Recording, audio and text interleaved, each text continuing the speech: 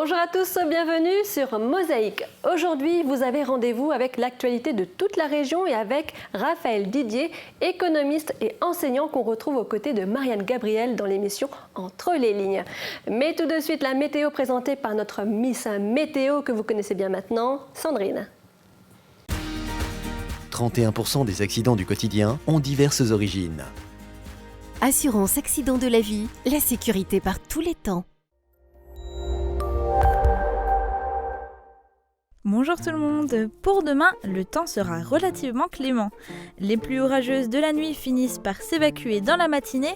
À l'arrière, une amélioration se dessine et nous pouvons compter sur des éclaircies pour venir agrémenter la journée. Le thermomètre en baisse affiche tout de même des valeurs légèrement supérieures au normal, avec de 14 à 18 degrés le matin et de 23 à 25 degrés l'après-midi. Demain samedi 13 juin, nous fêtons les Antoine. Le soleil nous accompagnera de 5h26 à 21h31.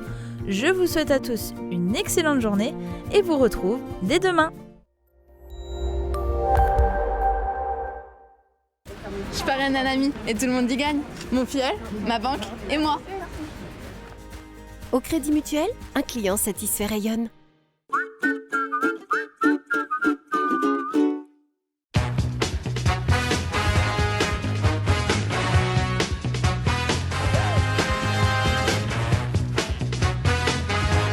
Vente, réparation, dépannage, lavage station-service.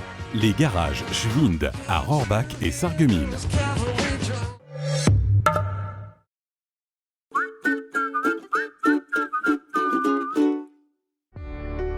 Dans les moments difficiles, on a besoin de professionnels. AVS. Notre métier, vous accompagner. Plus de sport sur Mosaïque. Vendredi, le gymnase Émilie Le Pennec à Sarreguemines accueille un match international de gymnastique France-Belgique. Retrouvez-nous en direct à partir de 19h15 pour suivre ces épreuves du haut niveau à ne pas rater. C'est sur Mosaïque. Et dans notre rubrique Une semaine en Lorraine, les chaînes de télévision locales résument l'actualité de la région à travers des reportages réunis en un journal hebdomadaire. Je vous laisse en compagnie de Virginie et on se retrouve juste après.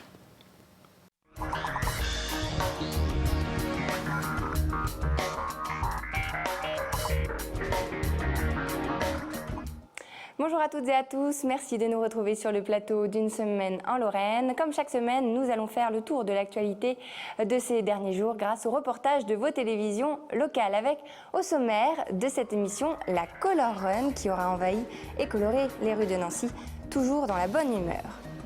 Les orties ne font pas que piquer, elles se mangent aussi. Nous visiterons la ferme du Clos Léry au Val d'Ajol dans les Vosges. Nous irons en Moselle-Est, à Bitche, où le collège Jean-Jacques Kieffer a initié ses élèves aux arts et à la culture. Et enfin, nous plongerons dans l'univers de l'exposition L'Or blanc des Celtes à Marsal, en Moselle. Mais débutons cette émission avec l'actualité sportive. Le FC Metz, le club de foot cher à beaucoup de Lorrains, n'aura pas malheureusement réussi son pari. À la rentrée prochaine, c'est bien dans le championnat de Ligue 2 que les Grenats évolueront. Pour remonter rapidement vers la Ligue 1, le club mise sur le renfort du directeur sportif, le Portugais Carlos Freitas. Le point avec Mirabel Tevi. Il s'appelle Carlos Freitas, il est portugais et aura désormais la charge du secteur sportif au FC Metz. Après une saison cauchemardesque qui a vu le club à la Croix-de-Lorraine être relégué dans l'antichambre de la Ligue 1, en coulisses, ça s'active pour préparer la prochaine saison et insuffler au groupe un nouvel élan. Et la venue d'un nouveau directeur sportif, un poste inoccupé la saison dernière, devrait fortement y contribuer. L'objectif, c'est d'être l'élément de liaison et de direction de tout le domaine sportif du club, qui ne comprend pas seulement la partie professionnelle, mais également le centre de formation, également notre académie de Dakar, également notre club satellite de Serein, des partenariats avec des clubs comme River Plate en Argentine. Donc c'est un vaste domaine. C'est à lui de maîtriser tout ce domaine et d'assurer la liaison entre toutes les composantes. Deuxièmement, nous avons aussi un objectif de valorisation cette année en matière de transfert pour l'équilibre de nos comptes sur la saison de Ligue 2, donc il connaît parfaitement l'objectif chiffré et le délai dans lequel il faut le réaliser. L'objectif prioritaire du club reste bien entendu la remontée immédiate parmi l'élite. Mais cette année, la partie sera rendue encore plus difficile avec seulement 2 montées au lieu de 3. Cette arrivée a vocation à apporter une véritable philosophie de jeu au club, tout en tirant profit du vaste réseau du natif de Lisbonne. Si le nom du technicien lusitanien de 49 ans ne vous dit peut-être rien, celui-ci a déjà officié au Sporting Club du Portugal, à Braga ou encore au Panathinaikos. Je sais que le poste de directeur sportif, c'est toujours important. Ça, je suis complètement convaincu. Si le président a décidé de signer quelqu'un pour ce poste-là, c'est parce qu'il a vu qu'il manquait quelque chose, évidemment. La concurrence va être très forte. Il y aura une promotion en moins la saison prochaine. Il y a quand même des clubs importants qui vont jouer la Ligue 2 la saison prochaine. Mais on espère d'être capable de créer un groupe fort, un groupe compétent, ambitieux, capable de répondre aux défis. Si aucune décision n'a encore été prise concernant l'avenir d'Albert Cartier et son staff, elle devrait intervenir rapidement puisque la reprise est prévue le 24 juin. Nul doute que les prochaines semaines risquent d'être riches en enseignements. Et sport toujours, il y a quelques jours se déroulait à Nancy la Color Run. Cette course tendance qui cartonne dans les grandes villes de France s'est déroulée une fois encore dans la plus belle des ambiances. Cet événement caritatif qui en jette plein les yeux est largement inspiré du Festival des couleurs en Inde. 5 km de parcours non intensif et de la poudre colorée 100% naturelle lancée tous les kilomètres sur les participants. Les 10 000 valeureux sportifs ont fait la fête en compagnie de l'animateur Jérôme Anthony, parrain de cette édition Lorraine. Un reportage haut en couleur de My Lorraine.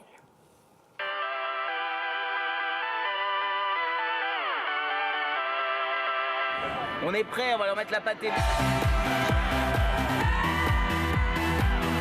Bonne course à tous et bonne journée. La Color Run, c'est la course la plus festive et la plus colorée du monde. C'est une course de 5 km, sans chronomètre.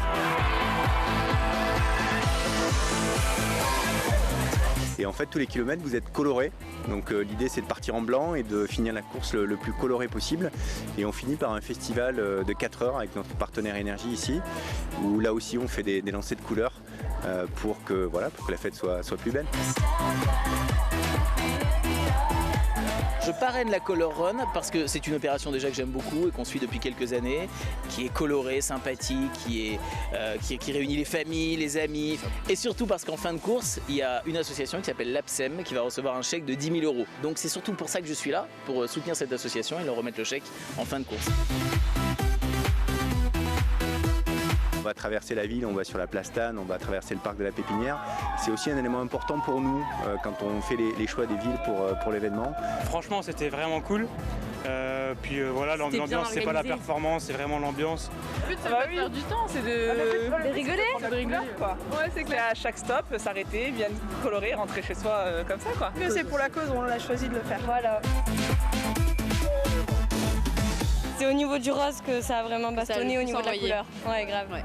Les roses, les roses, et le violet à l'arrivée, Et là, c'était la fin, tout le monde courait parce que c'est la dernière couleur, on était tous à fond, c'était génial. C'était top.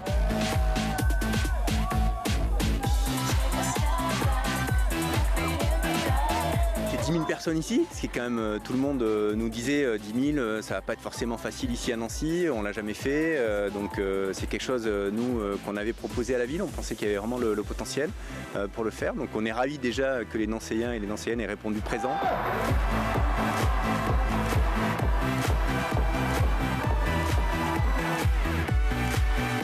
On n'est pas de Nancy à la base, on est de Marseille, donc on va faire celle de Marseille. On va faire celle de Marseille en octobre aussi. Tu dis qu'à Marseille on fait moins l'ambiance, mais c'est pas vrai. Oui, on reviendra l'année prochaine. Avec plus de monde cette fois, comme ça ce sera encore plus une grosse ambiance entre nous. Mais...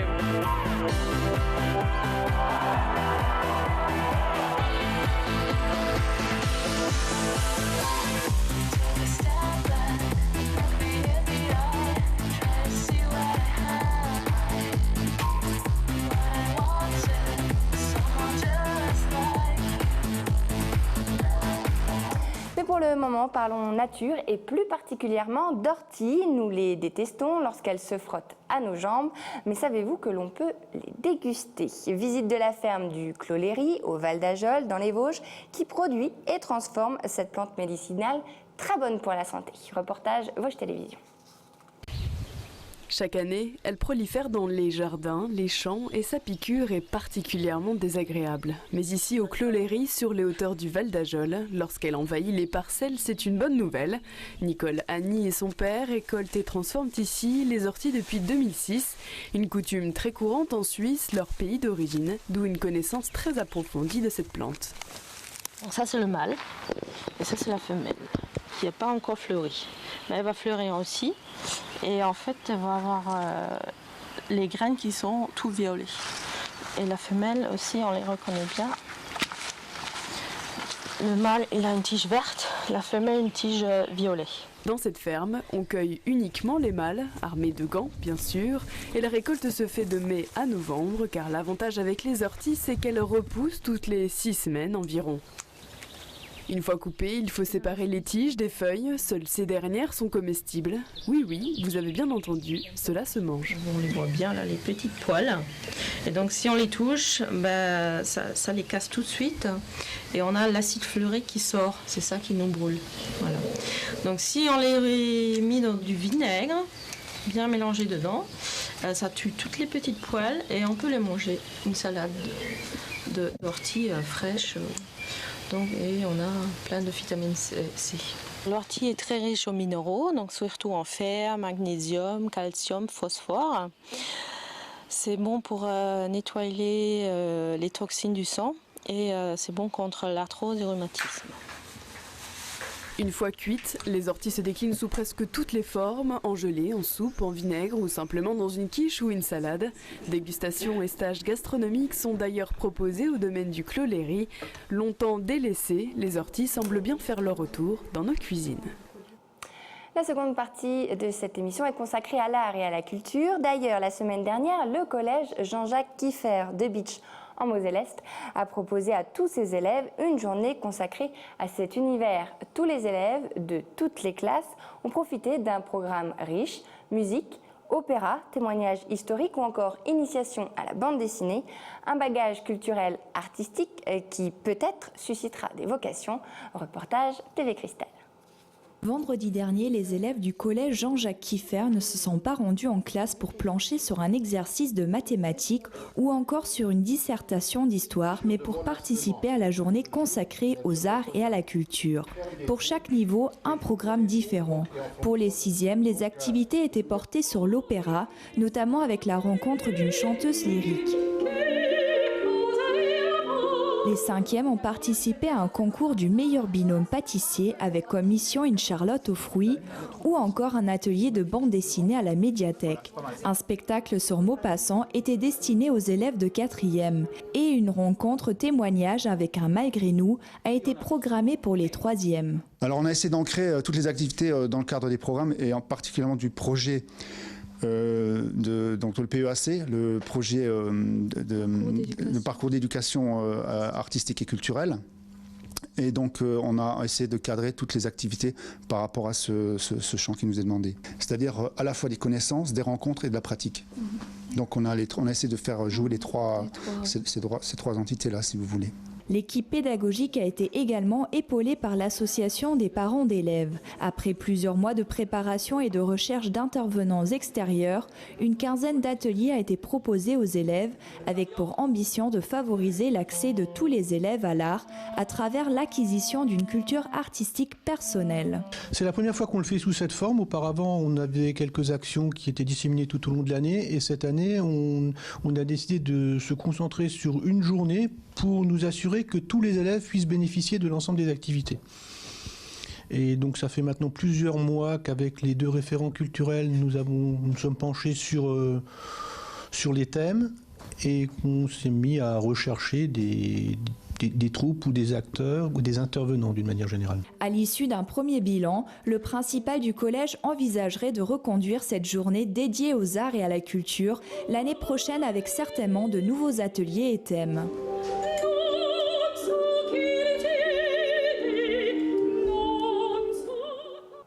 Et terminons cette émission avec une exposition à Marsal, au musée du sel, l'or blanc des Celtes, une histoire contée au travers d'un travail de longue haleine, résultat des fouilles archéologiques qui se déroulent chaque année depuis les années 2000 sur le site de Marsal.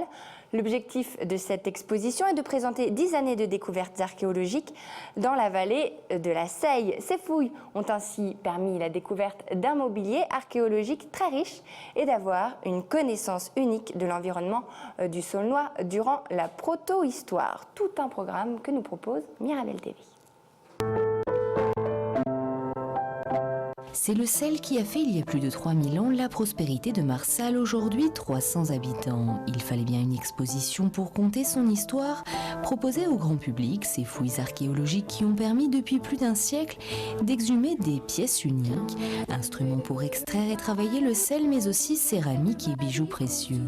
Pour l'époque gauloise, l'un des objets de statut social les plus importants, c'est ce qu'on appelle le torque, qu'on voit ici, on en voit ici 2 ou 3 dans la vitrine. Le plus beau, c'est celui-ci parce qu'il y a des incrustations de corail avec des plaquages d'or, donc qui est une découverte ancienne de Marsal, qui est un dépôt du musée d'archéologie nationale. Les dépouilles luxueusement parées de ces aristocrates témoignent de l'extraordinaire richesse de ces propriétaires d'exploitation saline.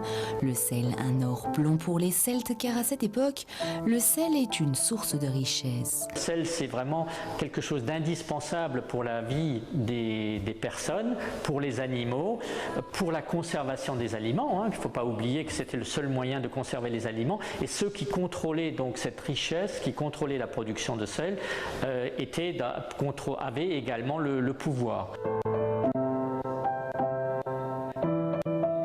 De la Seille, Marsal est alors l'un des plus importants gisements continentaux de sel.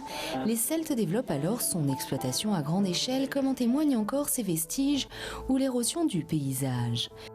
Il y a 4 millions de mètres cubes de déchets ici dans la vallée qui sont donc les déchets de production de cette époque et qui montrent qu'on est déjà à un stade sans doute, alors on ne peut pas parler d'industriel, les archéologues parlent de pré-industriel ou de proto-industriel. Une industrie qui donne naissance à une véritable organisation économique et sociale, construction de routes, production de pièces de monnaie, hiérarchie dans la population, comme en témoignent les squelettes de ces esclaves retrouvés l'an passé lors de fouilles.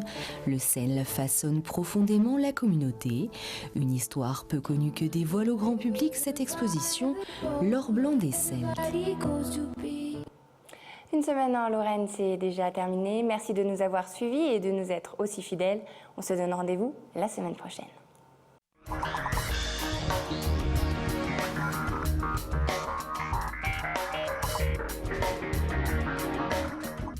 On connaît son dictionnaire révolté d'économie. Il revient avec cet ouvrage « Mieux comprendre l'économie ».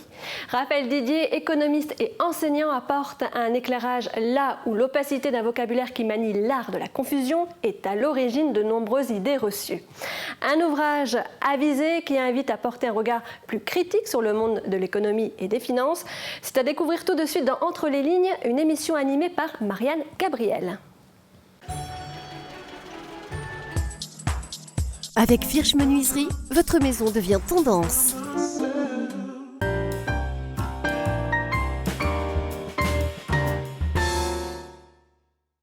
Le dictionnaire révolté d'économie est son premier ouvrage. Depuis, il aligne les livres d'économie en ayant à cœur de clarifier les rouages de ce monde bien particulier.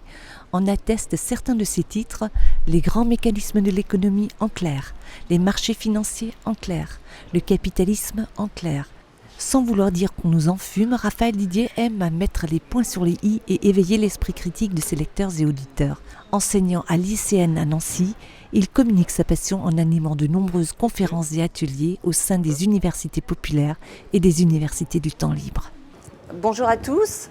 Le langage économique est pour la plupart d'entre nous imperméable, un jargon réservé aux initiés. Devant les terminologies utilisées lorsqu'il s'agit de finances, il faut bien le dire, il est difficile d'avoir un avis tranché sur la question. Raphaël Didier, économiste et enseignant à l'ICN de Nancy, tente d'apporter un éclairage sur 50 idées reçues en matière d'économie dans son ouvrage « Mieux comprendre l'économie ». Raphaël Didier, bonjour. Bonjour. Votre livre reprend 50 idées reçues et véhiculées souvent par les médias et les hommes politiques. Alors, vous avez décidé de décortiquer ces idées reçues. Chaque idée est donc décortiquée en 3 parties, ce qu'on en dit, l'explication du thème et la boîte à outils. Alors, qui explique les termes employés? Tout d'abord, à qui s'adresse ce livre? Et j'ai voulu que ce livre s'adresse à tout le monde, parce que comme vous le disiez dans votre introduction, on a du mal avec tous ces mots, ce jargon qui devient même oppressant. Et moi j'ai voulu justement faire un livre sans mathématiques, sans trop de jargon, d'où la boîte à outils à la fin de chaque chapitre, et un glossaire général à la fin du livre pour que chacun puisse y trouver ce qu'il recherche dans des chapitres très courts. La question que tout le monde vous pose, est-ce que l'économie est une science exacte ? Non, l'économie est une science sociale et je crois que c'est là le grand problème qu'il y a aujourd'hui, le grand malentendu. C'est appeler science économique ce qui n'est qu'une science sociale, donc il faut rester très humble. L'économie s'inscrit dans un cadre social et politique et historique. Donc pour chaque pays, pour chaque région, il y a une économie différente par la définition même de ce qu'est l'économie. L'économie, c'est tout simplement la manière de gérer sa maison. Si on reprend étymologiquement ce que ça signifie en grec. Donc je pense qu'il faut chasser de nos esprits les grandes lois, les grandes formulations qui devraient nous donner des idées à suivre pour tous et essayer de comprendre que chacun construit son économie. Est-ce que dans l'économie, est-ce qu'il y a une notion d'éthique, de bien ou de mal ? Oui, alors pendant des années, on a laissé croire que l'économie était amorale. C'est-à-dire que la morale et l'éthique n'avaient pas... On a tendance à le croire. Oui, n'a pas à s'intégrer dans ces questions-là. Comte Sponville avait notamment écrit un livre où il parlait de l'amoralité de l'économie. Moi, je crois au contraire que l'économie se doit d'être morale. Parce qu'à la base, si on réfléchit les grands penseurs économiques du 18e, du 17e et du 18e, Antoine de Montchrétien, Adam Smith qui est le père fondateur de l'économie moderne telle que nous la connaissons, c'était des gens qui étaient à la faculté de Glasgow, en plus de professeurs d'économie, professeurs de morale. Donc quelque part, ils avaient bien compris que les deux étaient liés. Alors donc on va commencer à reprendre ces idées reçues. L'idée reçue, numéro 7, les dépenses publiques sont trop élevées en France. Ce qu'on en dit. Si on veut retrouver la maîtrise de son destin, on rembourse ses dettes et on réduit ses dépenses. Nicolas Sarkozy, lors du débat présidentiel en mai 2012. Effectivement, donc là c'est le genre de phrase choc que l'on entend régulièrement dans les médias, reprise par les politiques à dessein pour nous faire passer une idée qui doit tenir en 30 secondes. L'idée en l'occurrence, c'est qu'il y a trop de dépenses publiques, si on les réduit, tout ira mieux. Question, oui. Raphaël Didier, est-ce que par dépenses publiques, est-ce qu'on entend les dépenses de fonctionnement ? Voilà, c'est ça, toute l'ambiguïté de la notion de dépenses publiques. Dépenses publiques, ce sont les dépenses autant de l'État, mais aussi des collectivités de la sécurité sociale. Donc on comprend tout de suite que si l'on réduit ces dépenses publiques, ce ne sont pas que des dépenses de fonctionnement que l'on réduit. On réduit aussi les dépenses de transfert, les retraites, l'assurance maladie, et on réduit aussi les dépenses d'avenir, les dépenses d'investissement que tout le monde comprend bien.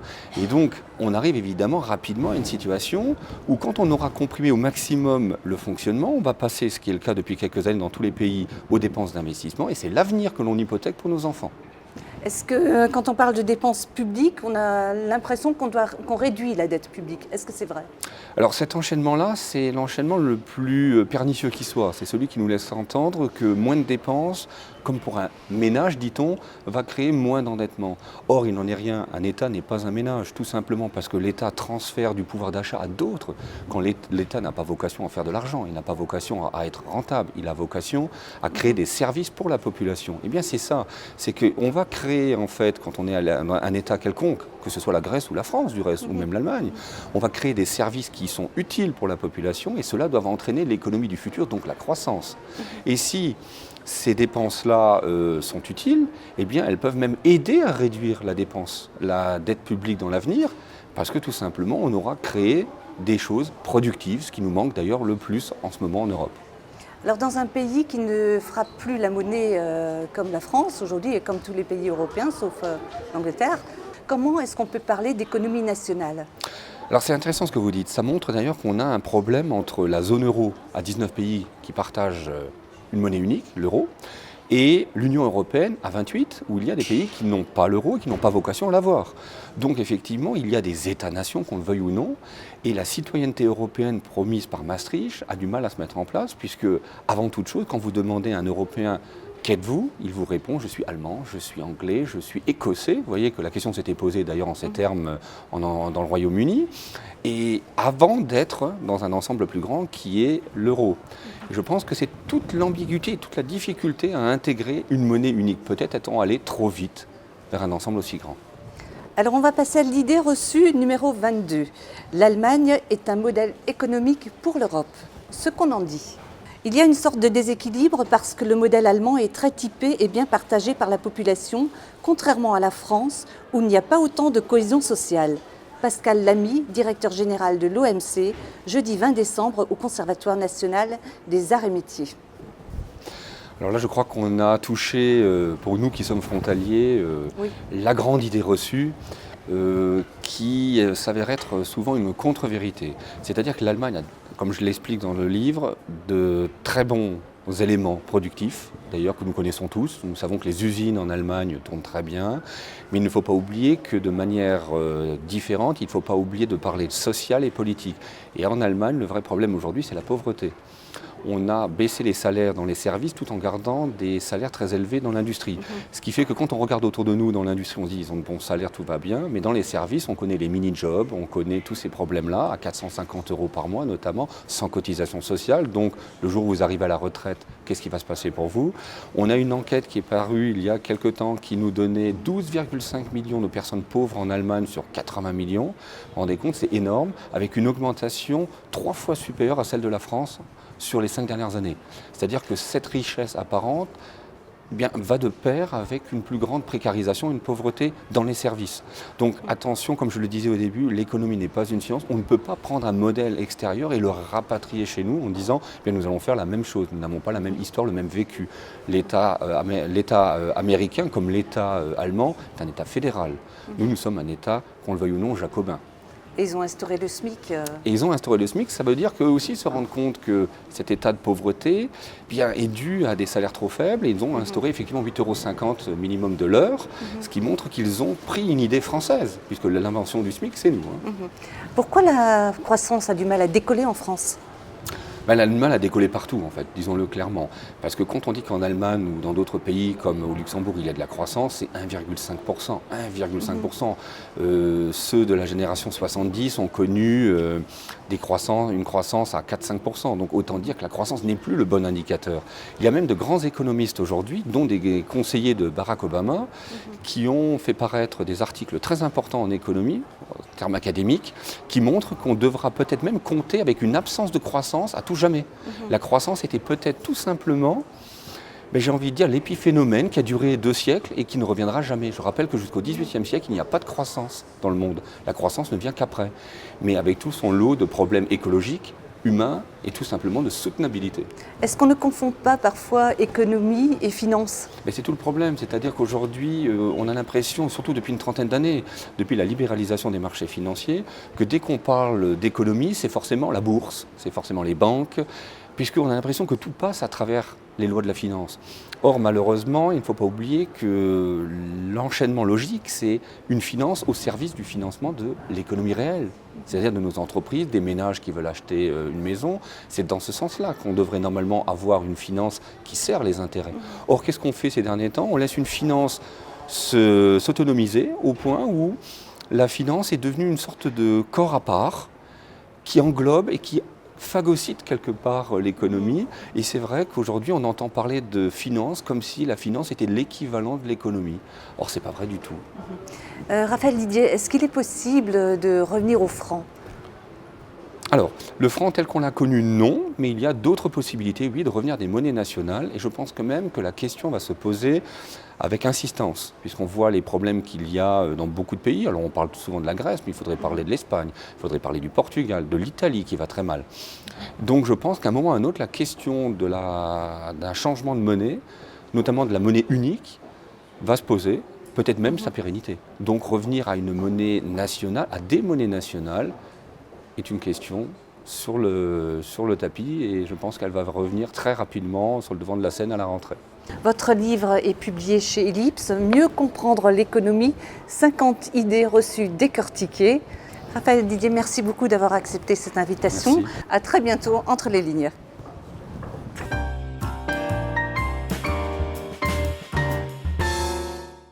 Voilà, fin de cette édition. Merci à vous pour votre fidélité. Passez un bon week-end et à la semaine prochaine.